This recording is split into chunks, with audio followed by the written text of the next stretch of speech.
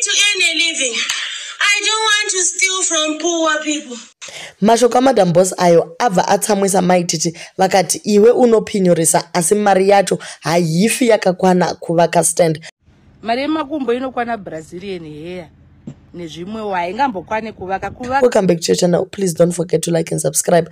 Maititi vatsamwira Madam Boss vakati iwewe uri kutaura pamusana pangu. Madam Boss vataura statement iro palive yavaita vachikumbira masters Gift Kalonga fixed their page ndobva avasiya vakukwanisa kuwana masters. So all this while she was not getting any stars and vabva vaita live vachi practice kupuwa masters and ndopa vazotaura that statement yekuti ndipewo masters so that I earn a living and stop stealing from people. Izvi hazvina kugara zvakanaka naMaititi, vabva vatozvitora as an attack ndobva vauyawo vakati ini nhasi I am going to respond to you because wanyanya unonyepa. Wakanyepa ukati une dzimba 4. Iwe wakaenda 1 kuBET Awards uko kwete kunotora award but kunotora mapicture na Will Smith. After that wakabva watouya uchibva watoita national hero chaiyo ukatoita party yekucelebrate just kuenda kwawakaita kuAmerica kunotora mapicture. What more dene wanga wanzo watenga imba taizoita mahousewarming mangani. Hausi munhu akanyararira zvinhu, uri munhu ane wara unofarira kudisplaya life yako. Dei dziri dzimba 4 mungati nanhasi dei tisingazvizivi nekuti Maititi vapinda mucottage yavo zvinova zvinhu zvinenge zvasheka vana Madam Boss kuti vasvike pakutaura zvakadaro. But when you go through the live yaitwa naMadam Boss unoona kuti Madam Boss vatotaura papinda mamaghost achikomenta kuti iwewe uri kuchengeta murume, uri bishu, uri kurwadziwa necottage yekudema all that. Madam Boss atotaura vakati aiwa ngale family please don't respond. Vanenge vauya panapa vasinga belong to this page they are free to leave. Kwete kuti vave muno vachipopota kudaro. So she actually controlled people kuti vasa atake. Akati ngale family please stop it.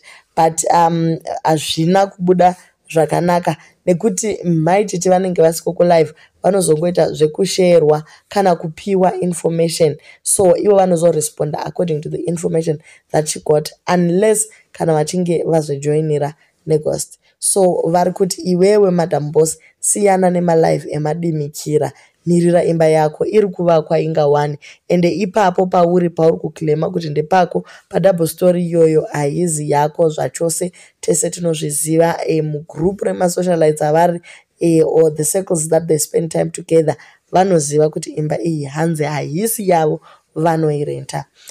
Vataura zvakare vakati mari yemakumbo haikwani kuvaka, maybe ingakwana Brazilian. Izvimwe itaiwo namaoko. Iko zvino maakukumbira masters ka isusu hatikumbiri, tinongoenda palive and people just appreciate us nenzira iyoyo.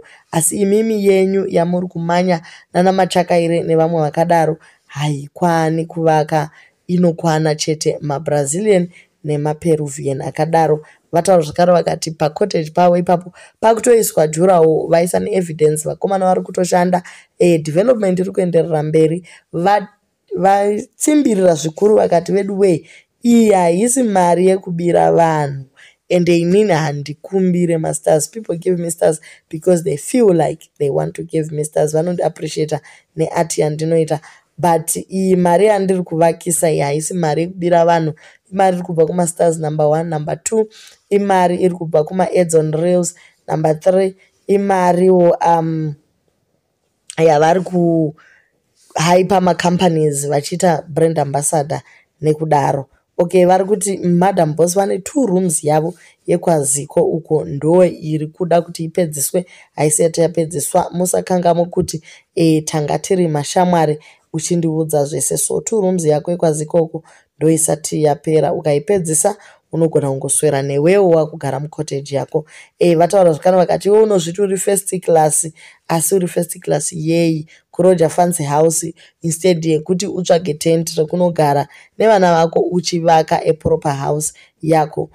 Unozviti uri class sei iwe wakagumira grade 7 ZJC chaiyo hauna. Dei uri munhu akakwana wagona kuenda kuchikoro wazviendesa ku night school and all. But now how do we define vanhu nekudzidza kwavakaita. Do we say iwe hauna kukwana nekuti hauna kupedza ZJC or something like that?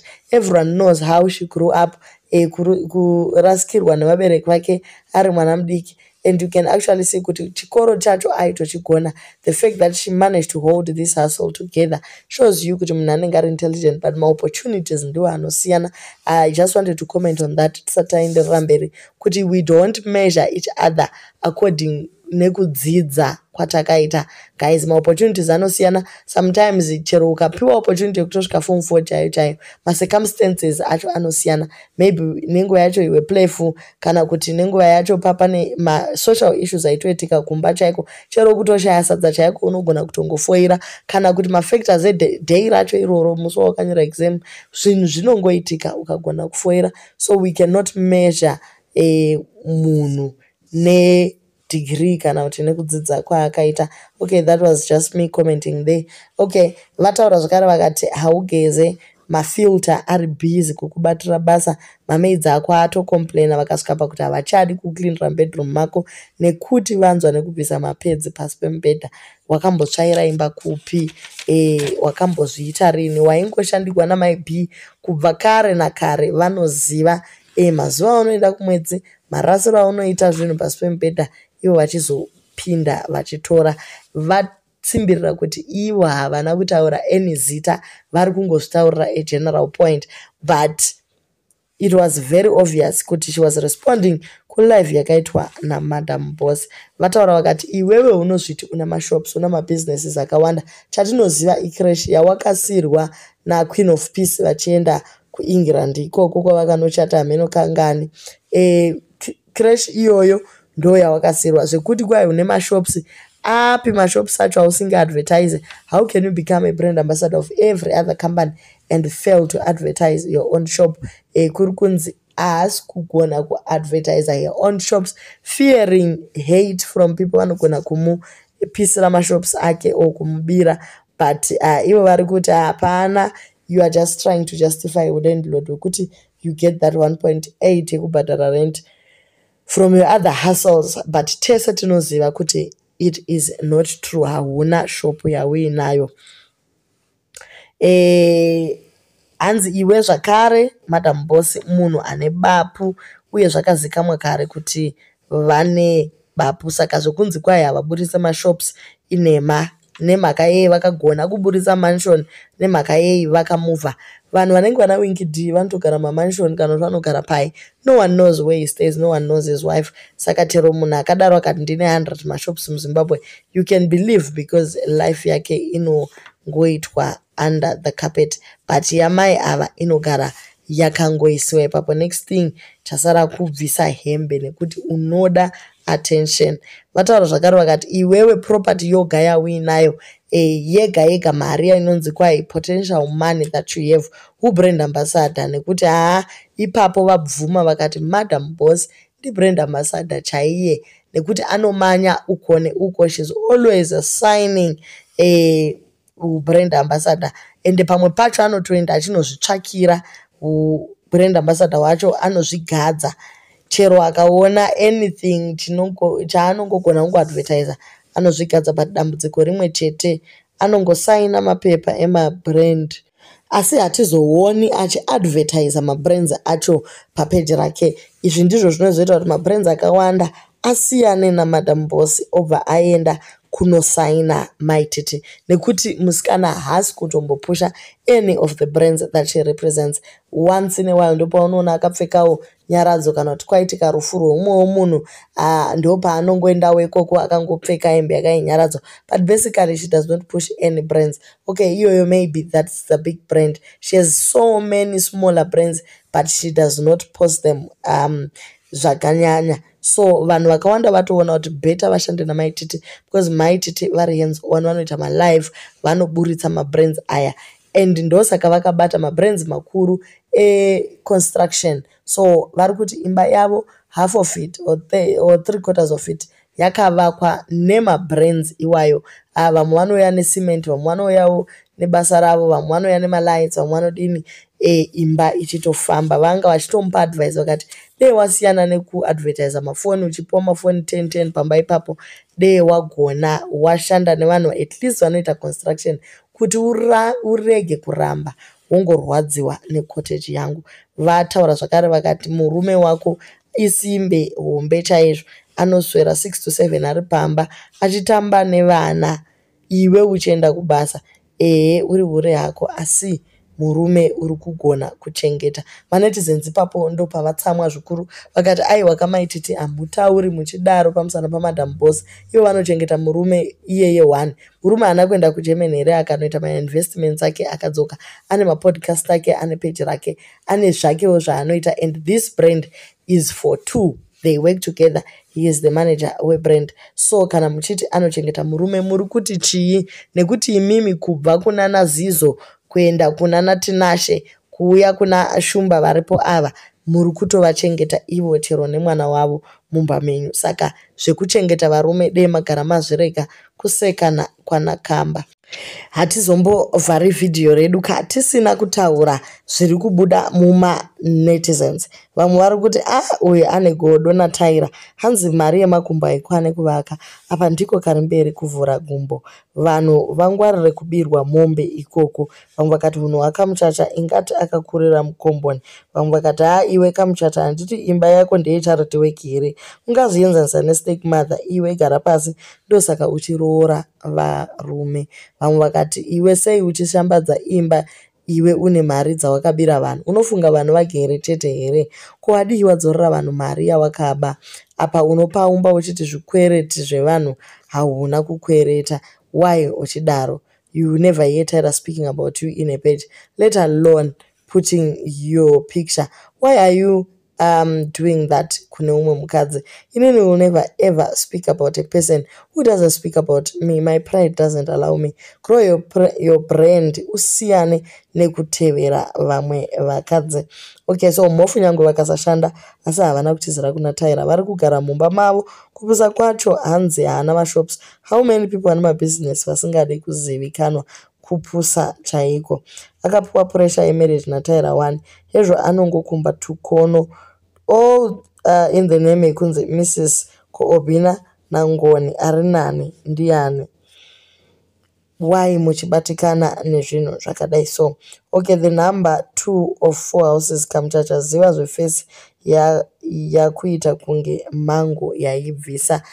Pane vamwe zvakare vauya vakati iwewe Madam Boss neiwewe une HIV asi hausi kutaura nezvazvo. Why usiri kutipa madetails iwayo? Uye why usiri kutipa madetails ekuti baba vadzabu ndiani? Madam Boss havana kukomenta, vatoseka vakati inini ndichiita chihure, inini kuita HIV, inini kukuudzai kuti kwai baba vadzabu ndiani muchiziva? Kweiye ngoni wacho agova benzi here anongokumba zvinhu iye achiziva kuti haasiriye baba vemwana, zvezvichiita sei? So the fact that finally pazoitika kakutaudzana pakati paMadam Boss neCat Family zvabva zvangoita kutoti manetizens ese abve atogadzirira kutenga data vachifunga kuti hondo yacho ichaenderera mberi. But knowing Madam Boss, she is done talking. Maybe nenyaya yemasters nekuvhunduka wenew page rina masters, maybe achakanda imwe live or whatever. But for now iye ari kutoti veduwe ngale family, just be peaceful. Zvimwe zvacho zvinotonzwisa tsitsi, musazvitevedzere. Isusu hatimanye resi imwe chete. Ini ndiri kufast lane kana kuti umwe ari kuyellow line uku hapana zvakafanana pazviri papo. Saka ngatiregei kufananidza mamansion nemacottage, ngatiregei kufananidza mari yekushanda nesimba yekuvhura mabusiness, yekuva nemurume anoenda kuGermany achinoinvesta achitenga imba achidzoka.